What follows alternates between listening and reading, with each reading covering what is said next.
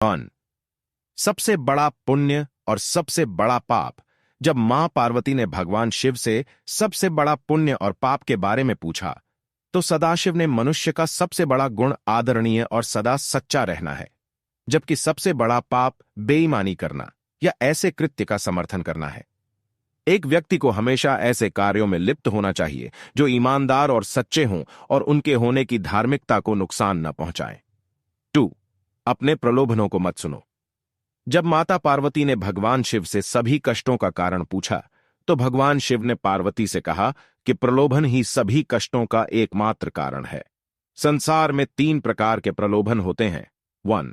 आंखों की वासना का अर्थ है भौतिकवाद, यह विश्वास कि धन और संपत्ति जीवन में सबसे महत्वपूर्ण चीजें हैं। 2. शरीर की वासना का अर्थ है सुखवाद, यह विश्वास के जीवन में किसी भी चीज की तुलना में आनंद सबसे महत्वपूर्ण है। 3. जीवन का गौरव का अर्थ है अहंकार, अपने बारे में बहुत अधिक सोचना, यह सोचना कि आप किसी और से बेहतर या अधिक महत्वपूर्ण हैं। मनुष्य को एक के बाद एक चीजों के लिए दौड़ने के बजाय कर्म और शरीर के बंधन से मुक्ति पाने के लिए ध्यान और तपस्या का अभ्यास करना चाहिए। 3. शक्ति ही सफलता में बाधक है। जब माता पार्वती ने भगवान शिव से पूछा कि मनुष्य अपने कार्यों में असफल क्यों होता है, तो भगवान शिव ने बताया कि आसक्ति ही सभी समस्याओं का मूल कारण है। आसक्ति और प्रेम ठहराव की ओर ले जाता है और सफलता में बाधा डालता है।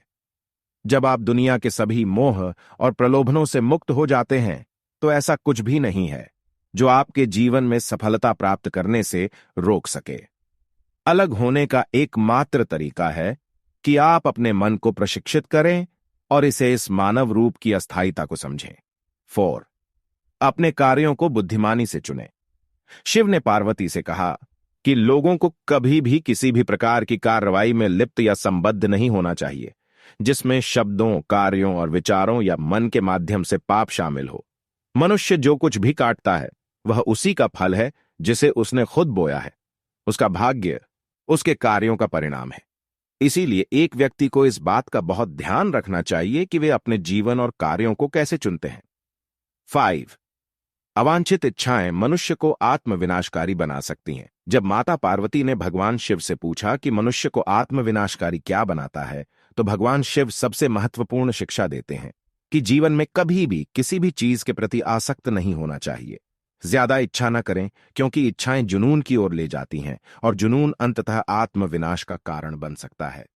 अवांछित इच्छाएं मनुष्य को आत्मविनाशकारी बना सकती हैं। 6. समस्या के प्रति आपका दृष्टिकोण मायने रखता है।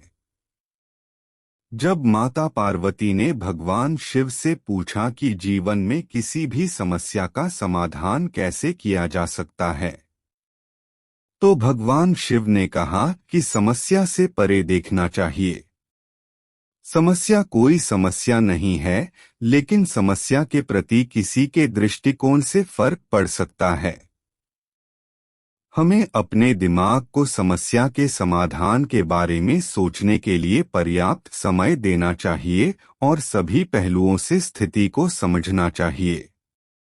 इसलिए शांत रहें और समझ से समस्याओं को दूर करें। 7. अहंकार बुद्धि को नष्ट कर देता है। जब माता पार्वती ने भगवान शिव से पूछा कि वह क्या है जो मानव बुद्धि को नष्ट कर देता है, तो भगवान शिव ने बताया कि अहंकार मानस बुद्धि को नष्ट कर देता है। बहुत अधिक अहंकार आपको जिद्दी बनाता है और जब आप जिद्दी होते हैं तो आप दूसरे लोगों की नहीं सुनते हैं या उनकी सलाह लें। वे लोग जो आपसे बेहतर जानते हैं और शायद अधिक अनुभवी हैं। आपका अहंकार संभावित रूप से आपकी सफलता में बाधा बन सकता है और यदि आप किसी भी प्रकार के मार्गदर्शन को अस्वीकार करते रहते हैं तो आप खो सकते हैं। भगवान शिव हमें अहंकार के बिना जीवन जीने का उपदेश देते हैं क्योंकि अहंकार कहीं नहीं जाता है, लेकिन यह आपको स्वयं से दूर ले जाता है। 8 भौतिकवादी सुख अधिक समय तक नहीं रहता है। जब माता पार्वती ने भगवान शिव से पूछा कि वास्तविक सुख क्या है और किस प्रकार का सुख अधिक समय तक रहता है और क्या नहीं, तो भगवान शिव ने बताया कि खुशी से जीना इस बात पर निर्भर करता है कि हम अपने आंतरिक जीवन में कैसे हैं, हमारे विचार, भावनाएं, विश्वास और इच्छाएं। आध्यात्मिक आयाम होने का अर्थ है आंतरिक शांति की अनुभूति, मन की शांति और हृदय में शांति दोनों। उन्होंने कहा कि भौतिक सुख अल्पकालिक है। यदि आप भौतिकवादी नहीं हैं, तो आप जीवन में कुछ भी नहीं खो रहे हैं। भगवान शिव के शरीर पर लगी राख इस बात का प्रतीक है कि जीवन में सब कुछ अस्थायी है। 9 एकाग्र मन के लिए ध्यान का अभ्यास करें। जब माता पार्वती ने भगवान शिव से पूछा कि एक केंद्रित मन कैसे हो सकता है, तो भगवान शिव ने कहा कि एक व्यक्ति को ध्यान का अभ्यास करना चाहिए। बहुमुखी स्थितियों से निपटने के दौरान एक ध्यानपूर्ण दृष्टिकोण के साथ वह उन्हें शांत दिमाग से संभालने में सक्षम होगा और विषय के बारे में बेहतर स्पष्टता होगी। 10 समय दुनिया की सबसे कीमती चीज है।